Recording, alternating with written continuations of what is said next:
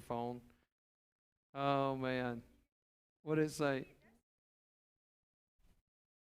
Try that. Testing. Oh my goodness. Give her a new toy, and we don't have room for all that Look, because we got to have this stuff. we're going to partake of, we're supposed to be talking about Sunday's message, right? Welcome, everyone. Yeah. My mic still sounds really loud. Y'all give us some feedback Everybody on Facebook. shout out to us because you can finally hear Rachel tonight, right? Yeah, because last week you couldn't hear her. So Let me share this feed, I too. tell her every week, don't worry about what the house sounds like. Just worry about what people hear live. Right, it's hard to. And but this that's smells, what you gotta oh worry my about. goodness. So for those of you that are not in the house, we have rolls, bread, because Sunday I preached about bread. And Carmel brought this. Can you guys smell this at home? Look, I have to get up here close to see if you can smell this at home. That is fresh Fresh bread. warm bread from Spring Creek. Look, I'm going to share the love. Y'all want a piece? Look. We talked about She's fresh all bread. over the place, so she's roaming around sharing bread. Let's breaking break bread together. We're breaking bread You together. ladies want a piece? You already have one too? Carmel had 3 already, but she, She's being scriptural. yeah. Yeah, that's the way it is. Jeez. We just, if you're going to say it, we're going to put it out on the street for you right there. Just Look, right we're not there, ashamed. putting it out on How the many street bags? for How you. many things of chips did we eat Sunday at the Mexican restaurant? No one ever counts how many chips or baskets of chips that you no, eat. but you can count 3 rolls. It was at 4 the baskets restaurant. of chips. We never count But those things. let me tell you this. Carmel made a good point. And that was? You preached on fresh bread Sunday. I mean, we can almost smell the fresh bread. This smell right here, I could smell And while you where'd were. we go for lunch? Not someplace that serves bread. We went to somewhere that served chips. Mi Went to Mi Rancho. Rancho Mexican, and the food's great, but We wanted some of ain't got these. no bread. So it's fitting that tonight But We does have bread go some. with coffee? bread goes with anything. Well, I kind of preached on that Sunday, but I don't really know. You that know, it I goes had, with at the coffee shops, they always serve croissants and bread and everything. You can have your little coffee and have your bread. But when I think about coffee and bread, I think of scones. That's not, scones aren't bread. They're, What they made they're out of? hard. What they made I don't know. I don't consider them What a bread. scone made out of? No, it's What not same stuff bread. make a bread? It is. It's What more I like, what would you call a scone? Is Like more like coffee cake. It's, Uh, I don't know what I would scones, describe it as. It's not bread. Cookies. It's not cookies. More like cookies than bread. Tea But cakes. tea cakes, yes. Well, Do see you know that- there's a tea cake food truck? I passed it. Yeah, but do they really do It was closed when I passed it. That's all, folks. Was do they really it, do tea cakes? I'm trying to think of where it was at. The other day I passed it. I think it was on Luetta. You know, said tea it cakes. seems like I saw that as well. I don't know for sure where it was, though. In the So anyway, Mississippi Delta, where we live, they were really big on tea cakes there. But I was going to ask anyone if they remembered what you preached on Sunday. we gave that away, didn't we? If you fail that question, you just, I don't know what to tell you. Jesus is the bread of life. Yeah, exactly. We talked about that. And so, hey, if you're joining us online, be sure you share it with your friends and family. And we want to get the word out, of course, and join us. Make it known. We'd love to see your comments and let us know that you're joining us and watching us. We always appreciate that. It's great. And we really do. We want your comments in the... I still don't know how your phone shows you captions. Yeah, it does. Mine doesn't do that. That's Whose weird. phone shows the captions at the bottom? Everybody's here. Wow. See, what's up with that? My phone doesn't do that. Yeah. I Really haven't tried it strange. on So an I don't iPhone. know what's going on with that, but Anyway, I'm not special in that area. But let us know how the sound is and everything. I think you're doing fine. Oh, I'm going to turn it. Jessica's watching.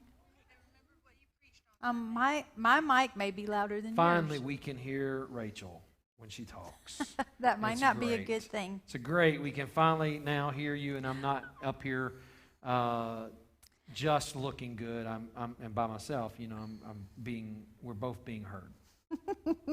You didn't say we're both looking good.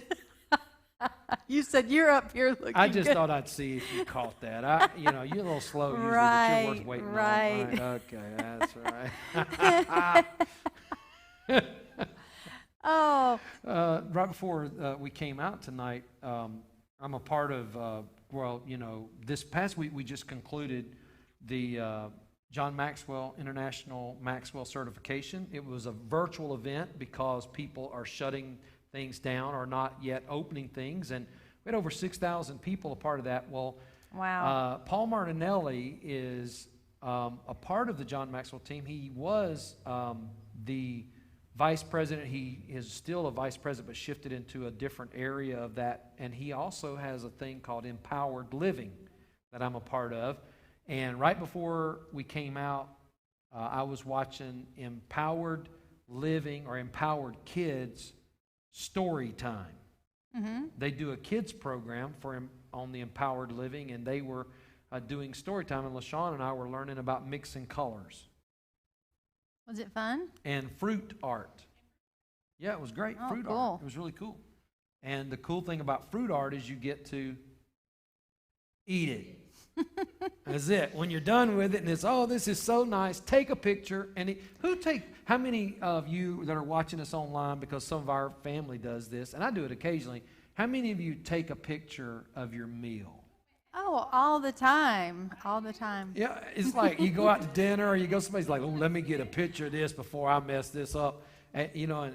So everybody pretty much here in the house I does it, love and looking at others. people's pictures of their food. Like Carmel posted some pictures of her stuff. I don't love it if it looks better than and what I LaShawn's ate. always posting pictures of her I'll be food, jealous. especially if it's fall or pumpkin. It gets demolished It's after. like, you don't want to see now it. last night I enjoyed my dinner. It's kind of weird to call it that because it was cucumbers and carrots and hummus. But it looked and good. chicken salad. I thought about taking a picture of it. Okay, I don't I really know scooped about a taking scoop a of picture chicken of salad that. that was perfect. It had grapes on it and everything. But and it then had I whole put grapes in it. I put 3 pecans on does top that? with like a little grape in the middle, Oh, like yeah. a cherry. And then he had this. It didn't have no cherry in it. I said like a cherry. Oh, I was going to and say, then no cherry in my chicken salad. That would be sick. then the cucumbers I kind of peeled, intermittently, so it was striped. How'd you peel them? Intermittently. Intermittently. My chicken salad was intermittently with stuff. It had intermittent cucumbers. stuff in it. The cucumbers, and then What's the up with carrots. that? So it was kind of cool, and hummus. So it was pretty good presentation. It was good. Welcome, but welcome. Come on in. What's odd is if you have, like if you had put a picture of which was good, the chicken salad and the cucumbers and the carrots and the hummus, and then somebody put a big picture of a porterhouse or something, I'd be like, what? No, I think yours looks better. Yours looked better. So. But I was going to ask you another thing off the subject. I was trying to find my text message. I like talking about food. But we're talking about the hurricane that just came through last week, and Isn't there another one forming out there? not coming our way. I don't think there's No? 2. Nana, I think did they skip Granny is Nana? not coming. She's not coming this way. Did- Nana's but headed they- down. Yeah, wasn't it Oscar? or And something then like there's that? another one headed Omar, off. Omar, Oscar. So far, it looks like our anniversary's promising.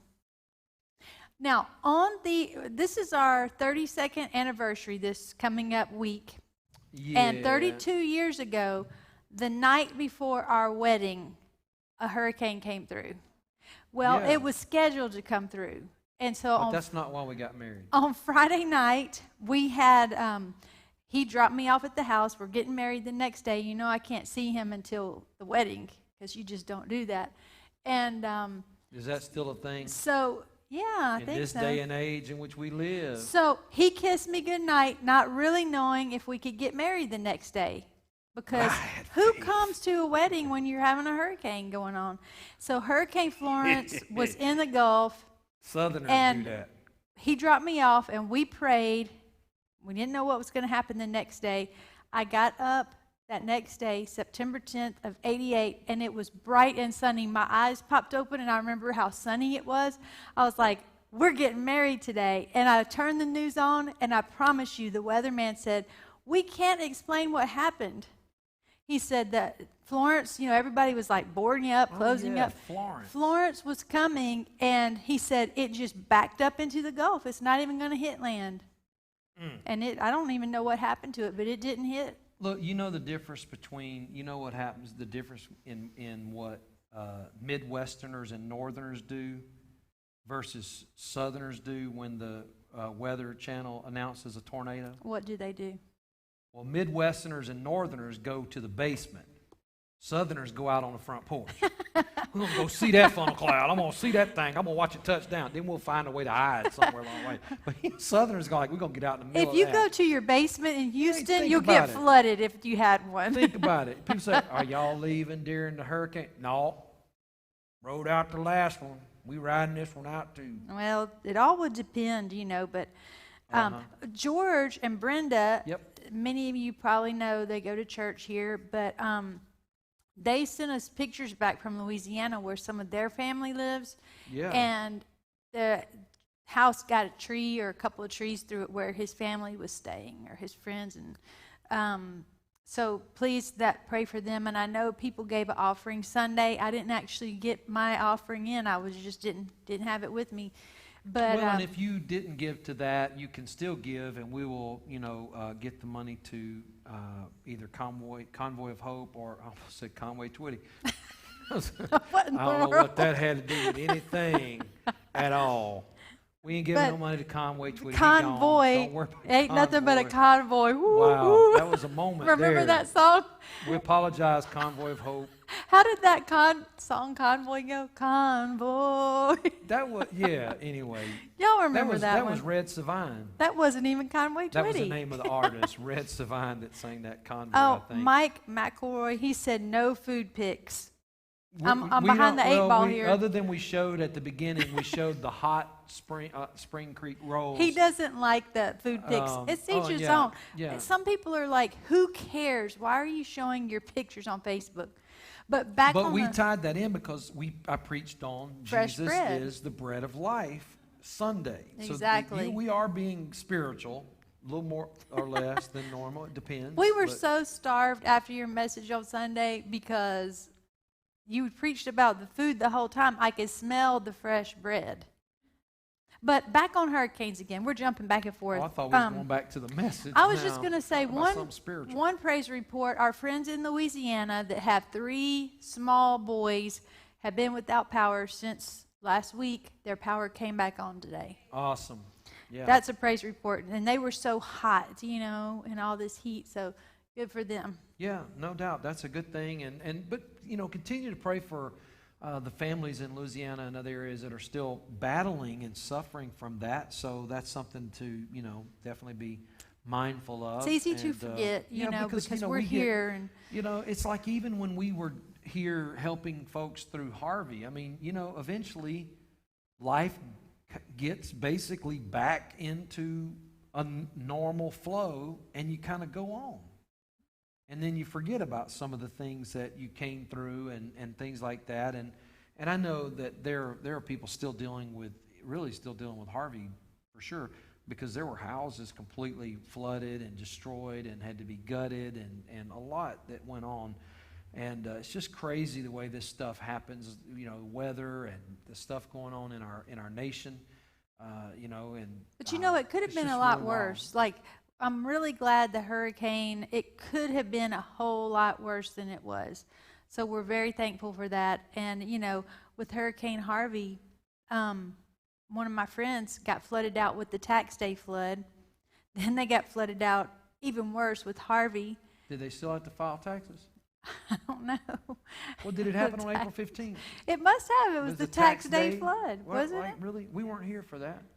That So was right before we moved The here. tax day, was it that same year? The same year. So I think it was 15. April 15th of 15? Was it 15? The tax, Yeah, if you wow, remember, okay. the tax day flood, and Glad I missed it.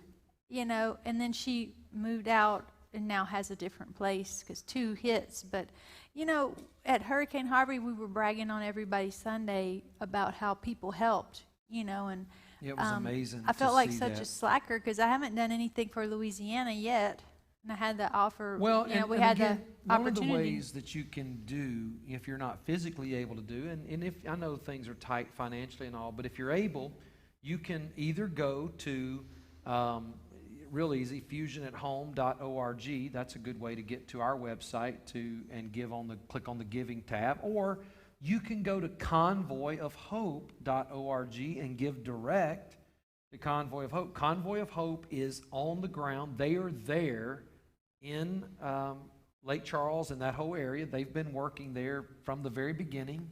So there's a way that you can give that way and I need to do support. so. And so there's a lot of ways you can participate in giving to help out with needs and situations like that. And we're very thankful that you do. So how we led into Sunday's message, we've been in this series called #Jesus. And the idea is making Jesus the main talking point, the main feature of our lives. I heard a guy the other day, I was listening to this video, and he said, you know, I've said this all my life, that, you know, we need to make Jesus number one in our lives, and we need to make God number one in our lives. And I was like, okay, well, you know, I've said that, you say that, we say that, you know, whatever. And I clicked on the link to watch this guy preach. He said, I'm telling you, you need to quit saying that because that's not right. He said, because it's like if you say God is number one, then there's a number 2 and a number 3. In other words, you're kind of, you know, God may be the most favored among other things, but he is not in a league of any others. So it's not like, oh, he's my number 1 and then you're number 2 and all this other stuff. It's like God must be all.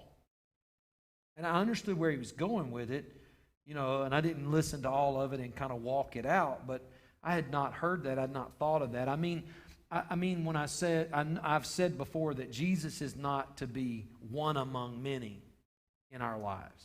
He is to be, in him we live and move and have our being. He is to be our life. That's a good our point. essence, our all in all. It's not like, oh, you know, I got Jesus and then you a close second somewhere in there, or a third or fourth, or whatever it is you got going on. But the idea we're talking about that Jesus is to be the main. You know, it's kind of like the old thing I say a lot. You know, we need to keep the main thing the main thing. And unless you know what the main thing is, you're going to have trouble doing that. So in order to keep the main thing, you got to know what the main thing is. And that's the main thing, is to know what the main thing is and then keep the main thing the main thing. And there's 'Cause no if way. you don't, that ain't the main thing. It's not the main thing anymore. But you Right. know, nobody could probably leave here Sunday and not remember what the main thing was. Right. But Jesus is the bread of life. we did have an idea that you could have done, but we didn't think of it. Well, I didn't have We time to we bake bread for everybody. we thought it would have been really cool if he would have had, like at Lambert's Cafe where they throw the the rolls, home of the throwed rolls. kind of like rolls, Mardi Gras yeah, with rolls. beating somebody in the head. That You would have remember been years over ago- the top. Do you remember years ago at Pine Bluff, Arkansas? At I forgot his name. Oh my goodness! Help me out. Maybe I'll. I did all their sound and video, and then I Oh, got yeah, to preach for yep. him. He preached for us. Oh my goodness! Yep. Mm. I can't remember the name, but I know who you're talking about. It was so funny to talk about differences in culture and all. Apostle, I can't remember. Maybe it'll come to you later. that bothers me, man. Do you remember his name, Ash? No. Lockett? Yep, Patrick Lockett. Lockett, Apostle Ashton, You you is sharp, rock. man. Woo! I So, remember Brother Lockett now. yeah, you know, he was the apostle of the house, and so funny because he came and preached for us, and at our church we had planted a church in Greenville, Mississippi. We were in a movie theater. We had bought a movie theater that had closed, and we completely renovated it. To me, it was the coolest church in town. I think it might still be the coolest church I've ever been, because it was so amazing the way it looked. It was really cool. But anyway, I mean, I can't stop. It was so cool. Our drums, Ashton's our drummer, and our drum cage was elevated. It was up on the second floor. So you went up. Picture yourself at the movies and look at the top left corner of the screen. That's where the drums were. That's where Ashton sat. It was so cool. We took two theaters, because theaters are kind of narrow. Oh, wow. We busted down the wall between two and had one big theater. It was amazing. Cool. So anyway, we had Pastor Lockett come preach for us, and our church was real casual and relaxed, real laid back. This about way we would dress and all. And so he came and preached for us, and he had it all on, had it all together, right, everything. Remember that little, like a 10 or 11-year-old kid he had that played the piano and everything, the organ? I was talent. Freaked out. It was crazy.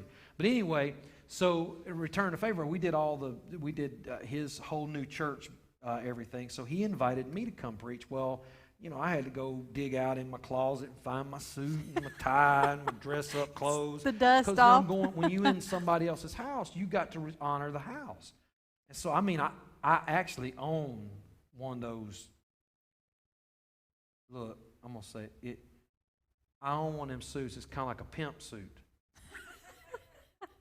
It's got like 6 or 8 buttons, and the coat hang to your knee. And it was shiny. Got that little bit of shine, dude. It has a vest. I had it on. So. No, it was not the 80s. This is the real world. So when I show up, they say, Apostle will see you. Come on into his office. I go in there and he is like dressed down. Because you were coming. Because I was coming, and I'm like, no, bro, you can't be dressed. What? Look at me now. And so I'm like, no. And so anyway, and it's what's so crazy. So then we go out on the platform, and the choir is killing it, and he's got him and the first lady, they have their chairs, their thrones, up on the platform. And he's like, I'm like, Pastor Bishop, I can't sit. It don't fit. I can't sit in that chair. Sit down. I'm sitting in a chair, so I'm up there. I'm out dressing almost everybody in the house this time. I'm like, this is not right. So anyway, and so I do an illustrated message that night on the gospel according to the candy bar. And so that's my message. So I'm preaching the gospel, and I'm using these candy bars. And the way I would do it is I would say, like according to Psalms chapter 1, the Bible says, he that sits on the throne of heaven snickers at the enemy. And I thought a snicker, right? And I would throw it, and I kid you not, I slung out a Mounds bar and binged one of the church mothers on the second row, right in the head. Tagged that lady. I thought, I'm going to hell. I have binged one of the church mothers. Well, that's not your first time to do that. Because one time we were teaching a kids crusade. Yeah, we did. We were teaching a class on how to do kids crusades, because we traveled and did that full time. And he was teaching in a very small group with people about this far from us. I mean, it was a big group, but a small room, and they were really close to us. And he had this confetti cannon, which really all it was a pipe that had all these kind of fancy stuff on it. And it was loaded with a block of confetti about this big. And when you pop your wrist, like that? The wrapper of the confetti pops open and confetti just explodes. Mm-hmm. Well, for some reason, it didn't pop the wrapper. Well, it works great if you're on the platform and you're throwing it out to the middle of the congregation. And it opens. Well, somebody standing 2 feet from you, that's not a good idea. But it didn't open. So the brick of confetti came out and just... Pop that person right in the punk right in So the this head. was the class on what not to do. These are you were just warming up that day when you hit her with the candy bar. You were just warming up. But see, here's the thing. So we we started this series. We are in this series called #Jesus, and I said Sunday we would look at the 7 I am sayings of Jesus. There are I'm 7 loving times, this idea. There's 7 times that Jesus made statements and declared who he is by saying, I am.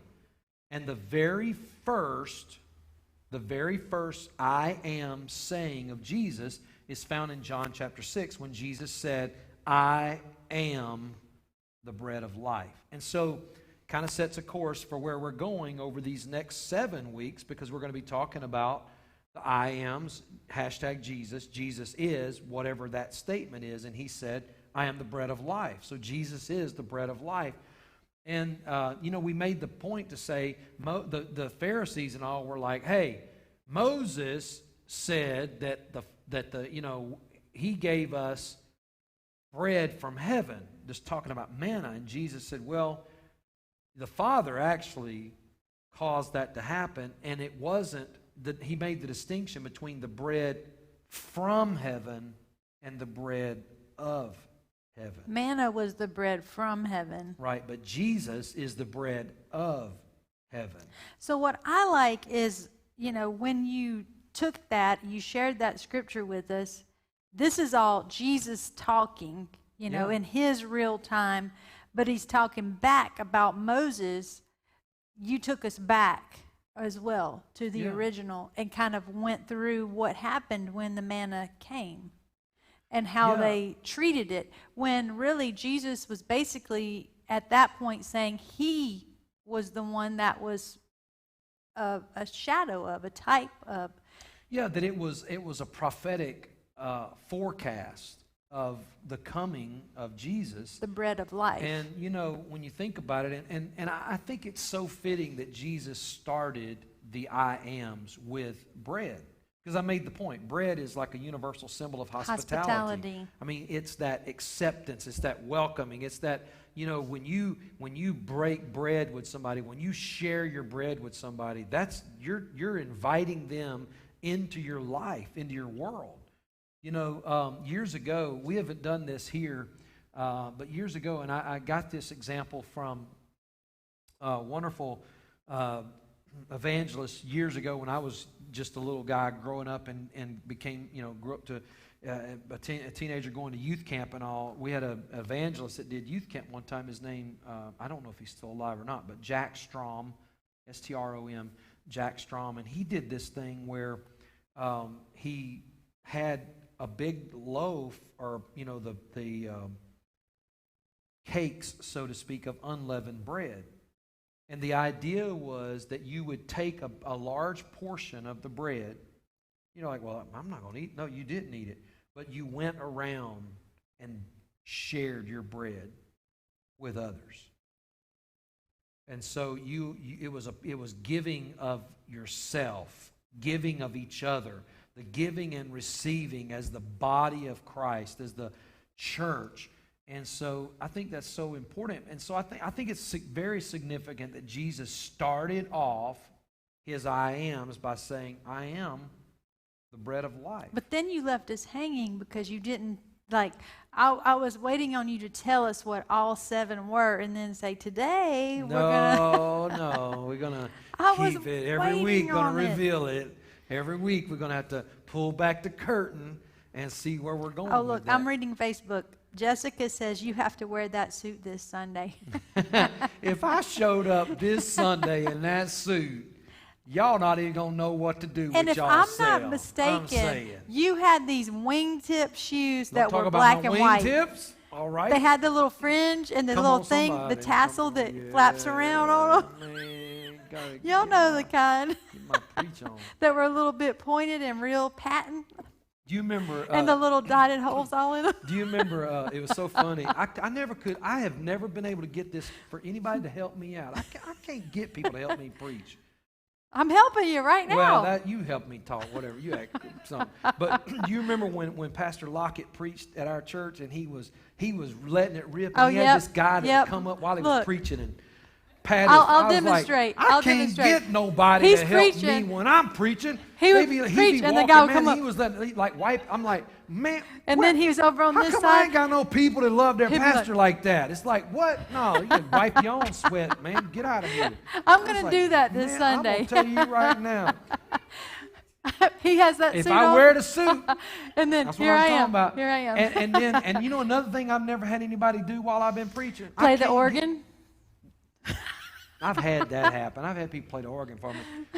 Listen, I preached years ago at this this little bit small church in, I think it was in Moss Point or Pascagoula, Mississippi. And they didn't have, the only instrument they had in the house was a big old bass drum and a tambourine. That was it. That was the whole church music.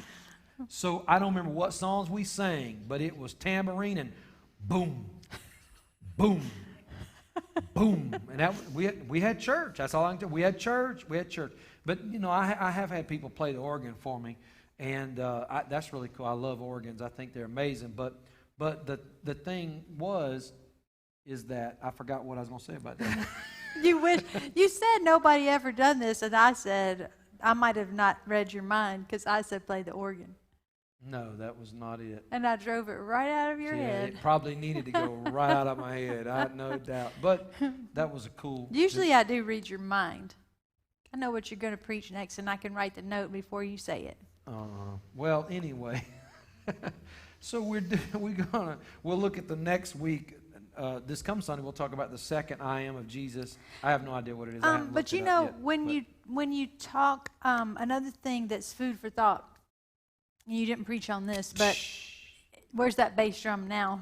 But what's food for thought is, you said breaking bread is a sign of hospitality, relationship, friendship. Is it ever wrong to break bread with somebody? Ooh, whoa. Because bread symbolizes the Lord, right? Well, it's yes, and it also is. It's that camaraderie, and that, you know, the Bible uses in the original language the word koinonia, which means to be as committed to each other as you are to the Lord. And so I think that is very. It's a powerful question, because I think that, you know, the Bible talks about not eating with people. So I would say yes. But here's the thing. Here's what's interesting. When the Bible talks about not eating with people, it's actually referring to believers not eating with others who call themselves believers but are not acting or living like believers. See, what we do is we reverse that. We go, oh, you can't hang out with people that ain't loving Jesus. And then we hanging out with the person who's supposedly loving Jesus, but's not really living for Jesus. Paul said, don't eat with those people. He said, we need to basically cut those people off. And the church doesn't do that. We're like, oh, that's my buddy. You know how they are. It's like, okay, well, how they are is a problem. I just got to thinking about the symbolism of what you talked about, how breaking bread is not just... Judy said I had a geriatric moment. When you forgot what you were saying? No, I had a Rachel moment. You know what I'm saying? I had a Rachel moment. That's what happened. But you know, maybe we take it too lightly. Maybe we don't realize what it symbolizes when we break bread with someone. But also on the flip side, another food for thought, and that's just for you to study on your own. Pancake. But on the flip side, flapjack. Isn't it Psalm 23 that says, you prepare a table before me in the presence of my enemies? Yeah, exactly. So it doesn't say, it doesn't leave it, it leaves it up to your imagination how that happens. Well, but the thing is, that's my point. We're not talking about not eating with the enemy, so to speak. Well, I'm not even saying you're going to eat with them. I'm talking about the fact that the Bible talks about we shouldn't be hanging out with people that are hypocrites. But think about the symbolism. And I know it's so hard to really kind of break that out. We don't have time to get into that. I'm just dropping that. I'm not asking you to explain it. We're going to let that go. I'm just leaving it out there for people to think about. And another one for people to think about that we don't explain, or maybe not can explain, but when he prepares a table before us in the presence of our enemies, is there any symbolism there in regards to this? I don't know. I'm just leaving it there. But these are some good questions came to my mind. Think about it and to study on. And, you know, because I think that's so important. I think that it's, you know, it could be also in that as those that are observing us, when they see how God is prospering us, and again, when we say the word prosperity, a lot of people get stuck into Money. the idea of money. Speaking of money, guess what? What? I just remember what I forgot. Okay, Judy, he's back. Not only have I never had somebody wiping my forehead while I'm Oh, preaching, I know what I've you're never gonna had say. people run up and throw money on the stage while I'm preaching. What? All right, anyway. I think that, I'm not going to say this, but perhaps the first few were planted. Well, I don't know how it You happened. know how if they, you if can they you did it. could I've not had that arrange happen. to I have wish a I few would. people start something and then the rest say, they're throwing money up there. I think I better run up there.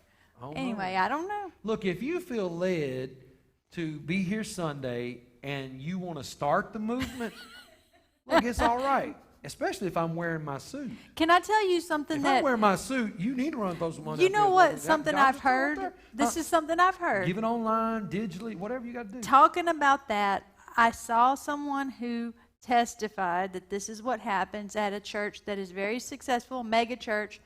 They have plants in the audience that are instructed Like green plants. to, like, when it comes time to be baptized people plant. spontaneously, they have people arranged at strategic sections to raise their hand, and so it kind of primes the crowd to come up so they're not alone if they want to do it. So, I mean, hey, maybe that was that kind of thing, like, I grew up, sometime we had to prime the pump. you have to prime the crowd. I wouldn't do it. You wouldn't know anything about that, though, would you? You know, we had on our, where we grew up right down the street from each other, but we actually had We never had a a pump. pump. Our houses were built after your house, I think. And we had water. But you had a shower too, didn't you? We didn't have a shower. And heat and But air. I'm gonna tell you what we did have. We had a clawfoot tub. We didn't have that. That's right. That's what I'm talking about. You didn't have that. Did you have a fireplace? No. See, we did. Because otherwise we freeze to death if we didn't have that and a gas oven that we let the door stay open and turn the gas on. But see, your The oven house- I'm surprised we didn't die. I don't even know how we survived. Your house was there, childhood. like your house was already there, like those carpenter style homes, you know, the Yeah, my older- great-grandfather the really built them nice ones. himself. And then Yeah. around They that, were carpenter homes. I don't know all right. how many years later, a bunch of years later, they came and built this little neighborhood where all the little tiny cracker box houses were almost all alike, and And they had they had water and things like showers and things stuff like that. we didn't have. But anyway, those were just two things. Tanya says I bread. grew up with hardwood floors. Now And know, see, people I want to didn't. cover them up with carpet. Everybody's ripping it out. But now they're coming back. They want to put them all back in. Well, all they got to hardwood do is floors. rip up the carpet. But our hardwood was so real, you know, there were places that it had worn out and you could see the ground underneath my house. Well, see, in that case, you might have to replace the floor. Well, yeah, you would need to replace the floor because otherwise that could make for a bad moment. But Tanya says You that get a bread splinter in could your be a foot from peace your floor. offering when you break bread together. So it can bring people together. When did you preach that? Tanya, see if you remember this. A while back, he preached on the table. A table prepared. How many years ago I was that? did. Was that at the that bridge? was last year. It was here. No, it was like he did it before too. You did it. No, it was new. Seemed like you did it a because, long time ago. It's all in. I finished it The all. table I was need here? to actually assemble it and send it to the publisher, because I preached the book that I wrote called A Table Prepared. It doesn't seem like it was that recent though. It was last year. No way. Yeah, way. Not Yahweh. Well, That's good too. I'm having one of those moments Hey, too. speaking of, you know, well, that may be real. It Because, seems like you she did gets this she gets that a long time AARP ago. stuff mail all the time. She gets that AARP stuff coming in. But I bet something else you never had happen either. What? You know, we have, like at our house, sometimes in the backyard, we have possums.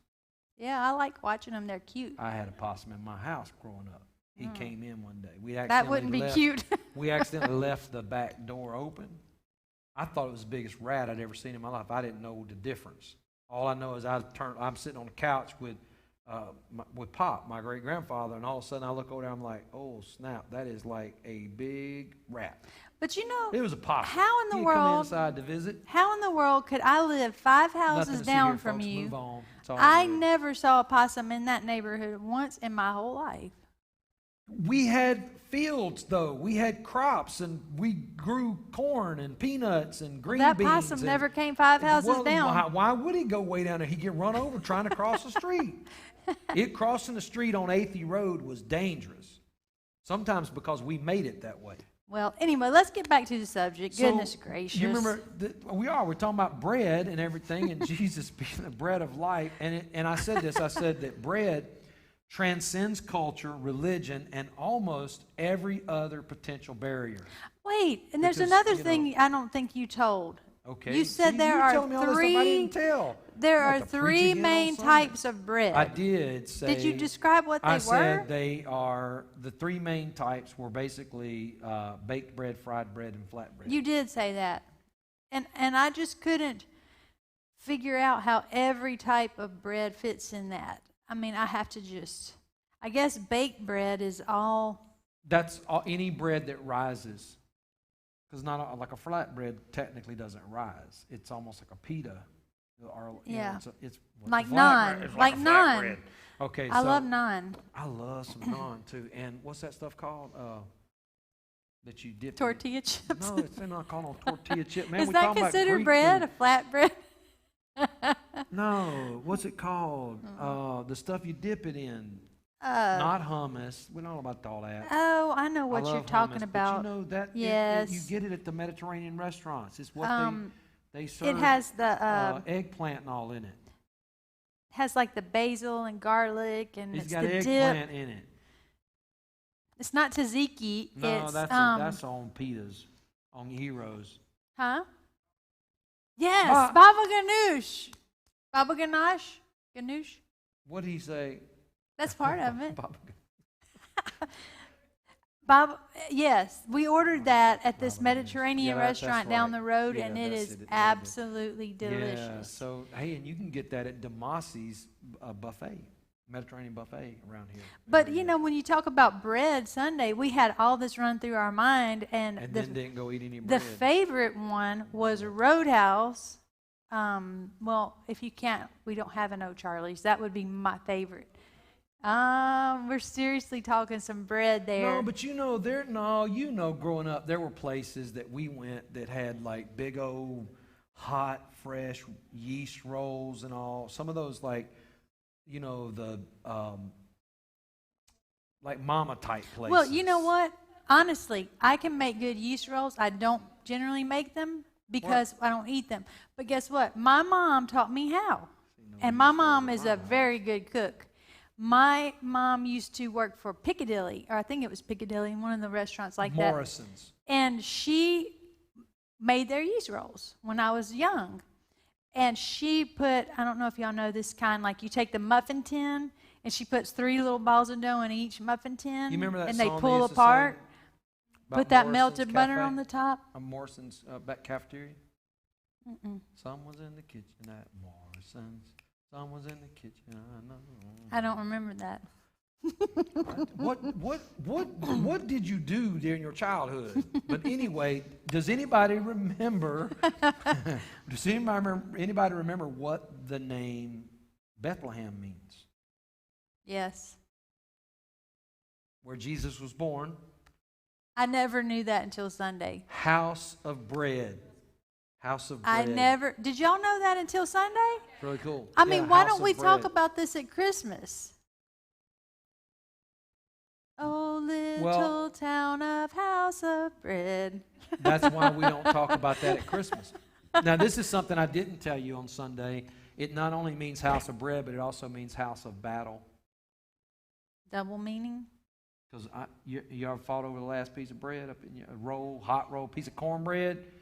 Don't get me started. But I grew up, and I still make Mexican cornbread. That's pretty You good. know, that's really good. But I make it, it's I don't got meat consider in it, cornbread everything bread. in it. It's what I don't like cornbread? cornbread. No. You It's can more like make cake. it like cake. But nobody will know that unless Julie you go said pita bread. unless you go to Famous Dave's, then you can get it sweet like cake. They have sweet cornbread. That's the best kind. No, Yeah. it's really not. That's I the love kind my it. mom makes is sweet. But no, But that's not. I just so, don't like the texture of cornbread. It just dries you all out. It's just like, No, you and got Ashton not if likes you do hush it right, puppies. it ain't. Do y'all like hush puppies? Oh, I love some hush puppies too. Yeah, No, ma'am. I love some hush No, puppies. sir. What I was don't- it that Satan tempted Jesus with? Yeah. Hush puppies. He did not tempt Jesus with hush You puppies. don't know. I mean, don't know. no, he did.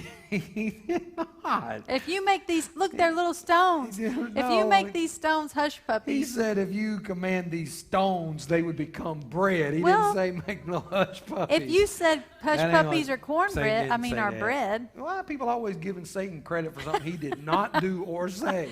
He didn't say that. He didn't say about Look, cornbread you or said hush puppies. every bread is classified in 3 types. It doesn't say what kind, so we can use creative liberty. I guess. So what did Jesus tell him? He said, you cannot live by bread alone, Matthew 4:4, but by every word that proceeds from the mouth of God. And I made the point that Jesus, it was really a neat contrast because he's talking about physical bread and spiritual bread because the word is often bread and Jesus, of course, is the word and yet he's the bread. So it was really cool to kind of, put that in that context. And that's what I was saying, like, there's so much symbolism in it. Oh, yeah. Not only in the manna, but just eating bread, breaking bread, making bread, just thinking of the process of bread. God uses these word pictures. And it's something that helps bring it back to your mind and helps us to remember it.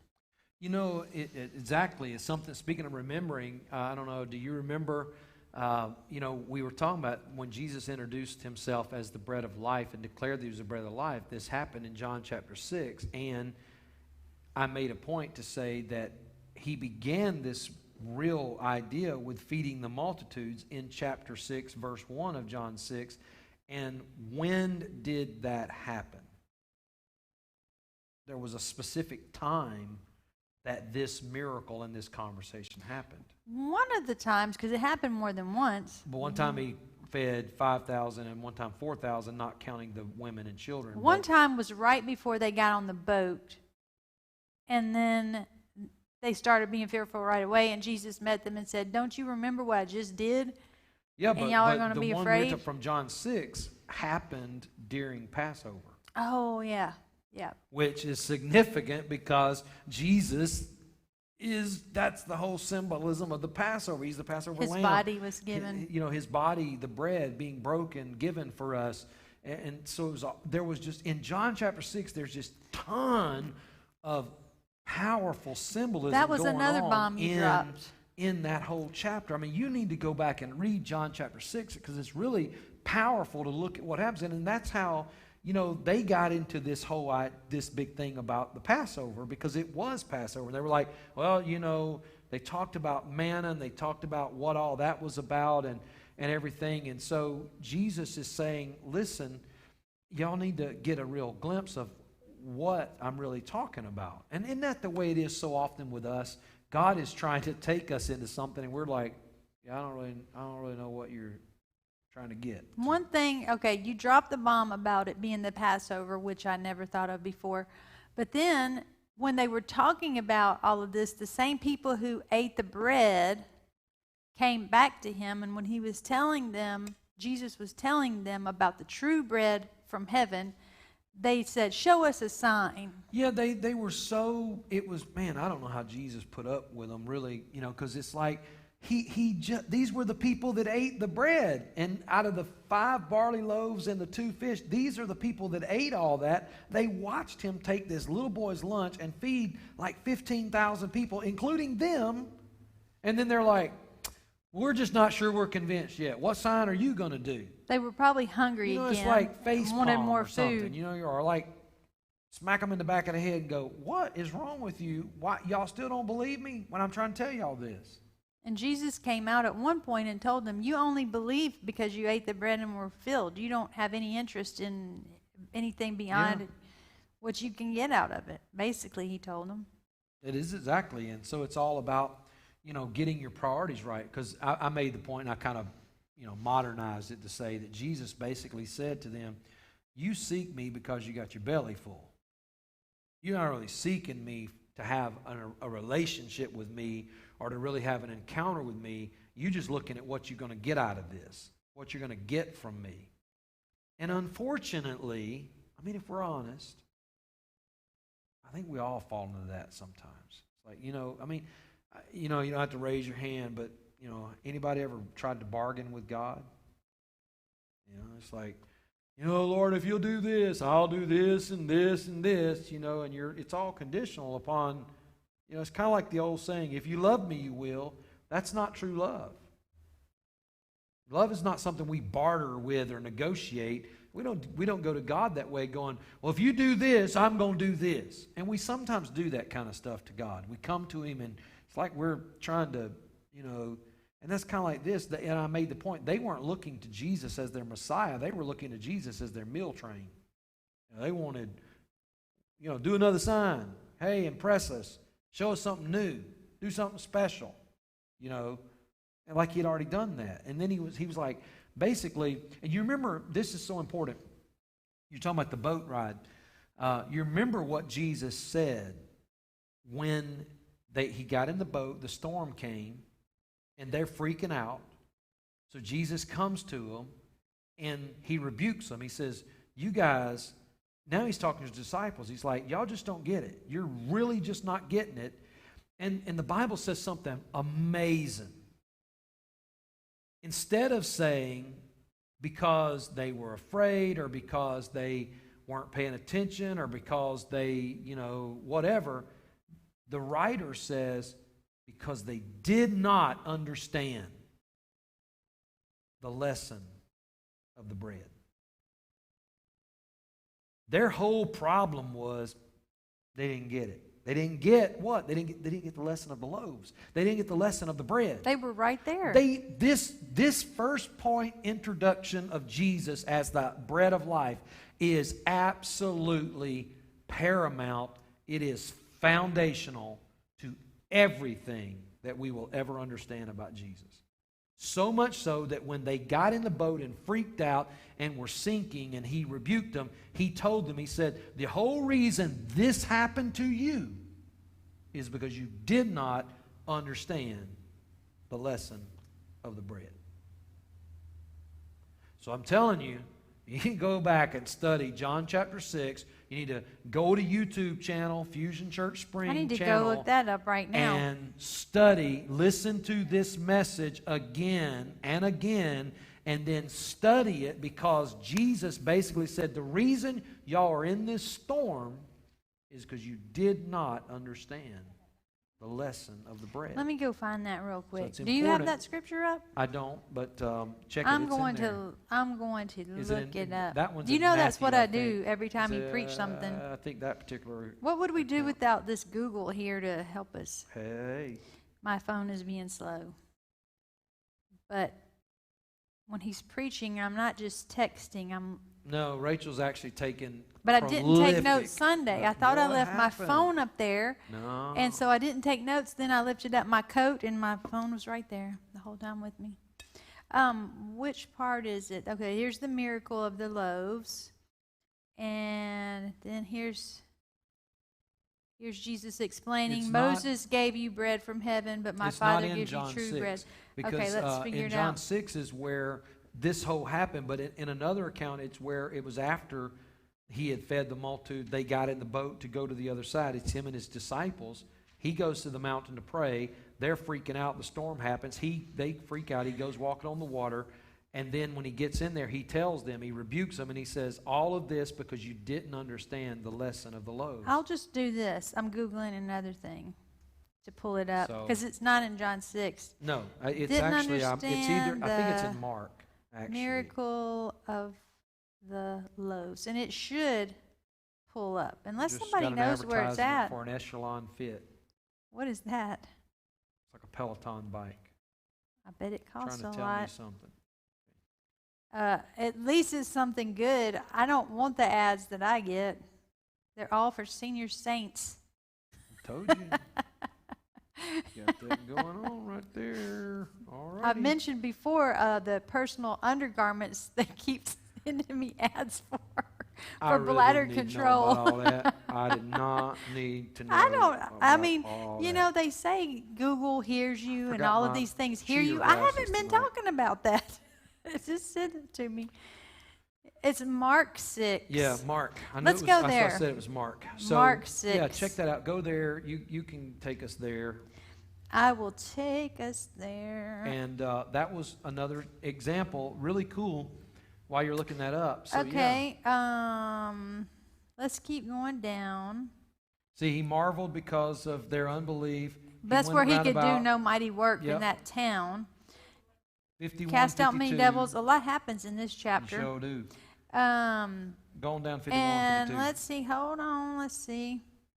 So he sent them away. He was going to send them away, and then they said, "But where are they going to go eat?" Because everybody had been listening to Jesus teach. And then he caused them to sit down, and you know the rest. He multiplied all the food and all the stuff. For they considered not the miracle of the loaves, for their heart was hardened. Okay, so That's when he saw rebuked them, he talked with them and said, "Be of good cheer. It is I. Do not be afraid." And he went up into the ship, and the wind ceased, and they were sore amazed in themselves beyond measure and wondered, for they considered not the miracle of the loaves and fish. So it doesn't For their heart was necessarily, for their hardened. heart was hardened. So it So- doesn't necessarily, I don't know that the storm happened because of that, or No, their fear was because of that. Their fear and everything, because he says, you know, why were you afraid? Why did all of this happen? And it says They considered not. They considered not. They were amazed beyond measure, and they wondered, and all of this happens, and they're like, they just didn't consider the miracle of the loaves. But you know, that And tells it's another important, something for it's about really significant. This is why this miracle or this revelation of Jesus is so important. it tells a lot about Jesus. If you know how you can tell a lot about somebody being around them? Yeah. You know, he knew, because it says here, they considered not the miracle of the loaves and fishes. But he didn't come and, you know, be rude to them about that. And a lot of times he wanted to share things with them that he knew they couldn't understand or whatever. And he didn't, you know, discourage them or whatever. He just told them what they could understand maybe or try. Well, and that's why Jesus taught in parables. He broke it down in an attempt to really make it simple to understand. Sometimes we try to be, impressive, and that's not effective communication. You know, if you don't make it to where it can be lived out, then it's not going to help anybody. He knew his audience. He knew what they could receive and what they couldn't receive, but he didn't beat them up over it. Now, the ones he did beat up over stuff, so to speak, was the Pharisees and the ones that were claiming all this and this. But the regular folks who were just trying to wrap their head around everything, he knew their limitations, what have you. Well, our time's getting close to being up. But anyway, back in John 6 at verse 34, you remember Jesus is talking to them, and then they say to him, "Lord, give us this bread always. Give us this bread always." Because he's talking about, I'm the bread of life. I'm the bread of heaven. And they're like, "Lord, give us this bread always." And I made the point that sounds really familiar and connected to Matthew 6, where Jesus taught us the model prayer, which is to pray, "Give us this day our daily bread." Every day we ought to be saying, "Lord, I need you more. Today I need more Jesus. I need Jesus today. What I had yesterday is not sufficient. Got to have today, got to be covered today." And in John 6:34 in the Passion Translation, it says, "Then please, sir, give us this bread every day." And that's so important. And you remember Every where day. Jesus said to the devil, what we talked about when the devil was tempting him, "Man will not live by bread alone, but by every word that proceeds from the Father." Yeah. You know, when you pray, "Give us this day our daily bread," I mean, you could add that as a part of your prayer, as a reminder. It's not just our food. Yeah. He is the bread. We live Yeah, by I mean, that bread. Right, because in him we live and move and have our being. And the Bible says he has given us all things that pertain to life and godliness. So both, all things. Mm-hmm. So sometimes we, in our mind, we kind of like, oh, yep, I got these compartments. God is all spiritual, and I'm over here trying to figure out, how to pay my bills or how to do this or how to do that or what I'm going to do. God, he gives us all things that pertain to life and godliness. He's the whole package. I mean, come on, it's kind of like when you think about bread. That's a whole meal. I mean, you don't have to have anything else. If you got bread, you can make it. It's not so much when Jesus said living by bread alone, he was making a spiritual point to say, listen, there's more to this than just bread. But, how many times, it's like, just something simple. We don't need a big spread. Listen, you don't need a spread when you got some bread. Look, I'm going to tell you that next time. When the dinner table looks a little sparse, he's like, where's my sides? No, listen, if you're going to have a meal, there needs to be a side. That's rules. Sometimes there's rules, etiquette. Look, the main dish sometimes takes too much time to worry about sides. Then make a shepherd's pie. No, that's why they make that 90-second rice in the microwave. Yeah, just pump up that bag and what do? You squeeze the bag and rip the edges so you don't have an explosion. 90 seconds. Oh, I've got your side. Hey, listen, let me share something just as a recommendation. I have it on my Kindle, or I have the app. I don't have a Kindle. I have an app. This week I mentioned at the John Maxwell International Certification event, we were honored to be able to hear from Pastor Miles McPherson. If you don't know that name, he's a former NFL player for San Diego Chargers. He pastors a mega church in San Diego. And he spoke a couple of sessions, and I recommend you get his book, either buy it hard copy, order it from Amazon, or go to the bookstore, or download it. It's called The Third Option. The Third Option, and we're dealing in our society with a lot of stuff racially, right? And he deals with this. It's a powerful, powerful book. Something he said this week, and I'm going to leave you with this thought. I'm going to leave you hanging, right? Just going to let it hang out there, and you got to kind of process it. He said, it is possible to be racially insensitive or offensive and not be a racist. I listened to him. He said a lot of good stuff. I didn't hear that. I must have got cut off when that. It is possible to be racially insensitive or offensive, but not be a racist. Sometimes we just don't know, and we may say something without knowing. We're not racist, but it could be racially insensitive. Well, one thing, since you mentioned it, what he said, and then we're going to go, I know. But when I was listening to him teach, he said that there's things called in groups and out groups. Yep. So, in other words, if you're not in the in group with somebody else, you don't understand. You have differences. You're not a part of the same team necessarily. So one way to solve that is try to find ways that you do place yourself in the same in group. So in other words, I'm in the in group of married women. So LaShawn is not in Carmel in my same group. So we could put ourselves out with LaShawn. Right? You don't understand us. We don't understand you because we're married women. And in another group, Carmel and I have kids. So then that excludes a bunch of other married women. But LaShawn, Carmel, and I are all women. And so we get ourselves in the in group that we have a commonality, and then we begin to understand maybe a little bit more than focusing on these other traits that we don't have anything in common. Pretty interesting so concept. the idea there, and quickly, is to not just live your life with the attitude of in group, out group, but because what happens is if you're in the in group, you have a blind spot to the out group, and if you're in the out group, you have blind spots to the in group.